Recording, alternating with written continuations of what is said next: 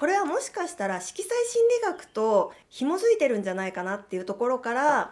ただこの色彩心理学が全部網羅してるわけではなくって、もう一つはチャクラが結構深い関わりがあるなと。でチャクラっていうのはおそらくヨガをやってる方だったら結構聞いたことがあると思うんですが、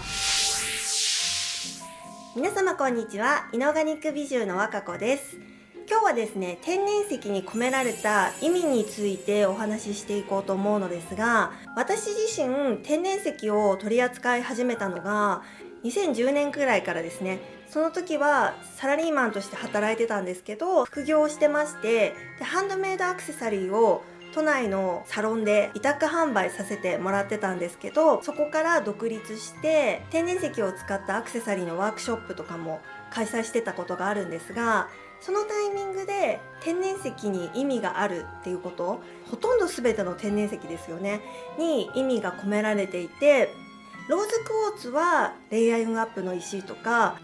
タイガーアイはお仕事運アップの石くらいは知ってたんですけど、ものすごい種類がたくさんある天然石にそれぞれ細かく意味が込められてるっていうのがすごく不思議で、その根拠は何なんだろうっていうのを調べたことがあるんですね。で結構いろんな石を見ていると、ピンクのものは恋愛運の石が多いなとか、黒い石は邪気払いとか持ち主を守ってくれるとか、黄色の石は金運アップの石が多いなっていう風に、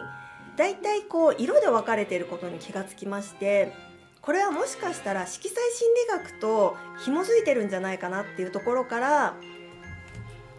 この色彩心理学の本を実際に買ってみて、色のお話の部分、人が持つイメージの項目のところを読んでいたら、だいたい天然石の意味と被るなと思って、色彩心理学から石の意味が取られている部分もあるんだなっていうことが分かりました。色彩心理学っていうのは分かりやすく言うと、アメリカの政治家がスピーチをするとき、情熱を持って国を変えていこうっていう、その熱烈な情熱さを表すんだったら赤いネクタイを締めて、冷静沈着ですごくクールなイメージを見せたいんだったらブルーのネクタイを締めるっていうのは結構有名な話だと思うんですが、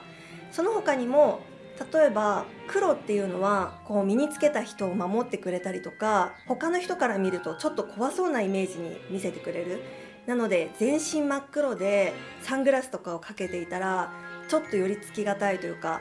話しかけづらい、ちょっと怖そうなイメージになると思いますし、逆にこう華やかなパステルピンクのワンピースだったりとか、ちょっと黄色の明るい感じのファッションをしている方だったら話しかけやすいなと思ったりとか、本当に色ってイメージが強いので、真っ赤な部屋だったら怖さを感じると思うし、淡いピンクのお部屋だったらリラックスできたりとか、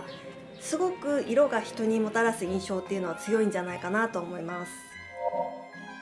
であとはいろいろ天然石の意味を調べてた時に、色彩心理学の他に石につけられた意味と関わりがあるのなんだろうと思って調べていたら、もう一つはチャクラが結構深い関わりがあるなと思いました。でチャクラっていうのはおそらくヨガをやってる方だったら結構聞いたことがあると思うんですが、チャクラっていうのは体の中のエネルギーのポイントがそれぞれ7箇所あるというふうに言われていて、古代のインド哲学の観点だとその頃はチャクラに色はなかったみたいなんですが、19世紀にイギリスの神智学者がそれぞれのエネルギーのポイントに色があるというふうに提唱して、そこからチャクラの色っていうのがすごく広く伝わるようになったのですが、チャクラっていうと、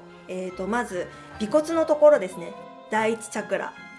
そこから丹田が第二チャクラ、みぞおちのところが第三チャクラ、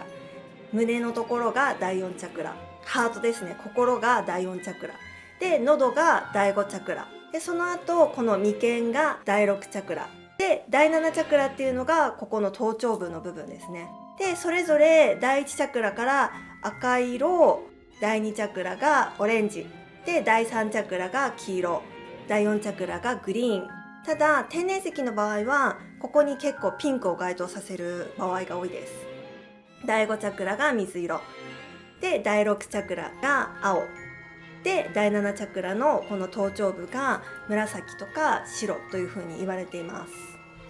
で例えばなんですが、第4チャクラ胸の部分だとハートですね。心なのでローズクォーツ。ローズクォーツはセルフラブとか、自分のマインドを癒すとか、自分にこう心を向けるっていう部分で該当します。あとは例えば眉間の部分ですね、第5チャクラ。これは直感力を高めるとか、本質を見抜くみたいなところがあるので、ソーダライトとかラピスラズリ、こういうブルーの石が該当します。で、あとは第1チャクラですね。第1チャクラは尾骨の部分は赤がよく言われるんですけど、天然石だと黒も該当していて、スモーキークォーツだとグラウディングですね。気持ちがふわふわと落ち着かなくって、なんかこう心ここにあらずみたいな状態の時に地に足をつけて、しっかりと現実的に物事が見れるように心を整えてくれるというふうに言われています。なので、天然石に込められている意味っていうのは、私的な解釈だと色彩心理学と、あとはチャクラですね。チャクラの色、あとは歴史的なところですね。例えばラピスラズリっていうのはエジプト時代、本当に古くから王族だけが使えた石っていうところから権威の象徴っていう意味合いがつけられていたりとか、他には水晶ですね。水晶っていうのは電圧をかけるとすごく正確に一定の振動をするっていうことで、その性能を使って正確に時を刻む時計に使われたりとか、パソコンとかテレビに使われているんですが、その意味合いが水晶の意味にも使われていて、他の天然石が疲れてきた時にエネルギーを回復させるとか浄化させるとか、そういったところから水晶の意味が取られているんじゃないかなと思います。他にもちょっと掘り下げていくと、かなりこの話も深く説明ができるので、またそれぞれ改めて紹介していこうと思うんですが、ひとまず私が今回紹介したかったのは、天然石の意味ってどこからつけられてるんですかっていう質問をよくいただくので、私的解釈としては、一つは色彩心理学で、もう一つはチャクラで、あとは歴史的な背景だったりとか、天然石が持つ性質から取られている、そういった部分があるんじゃないかなと思います。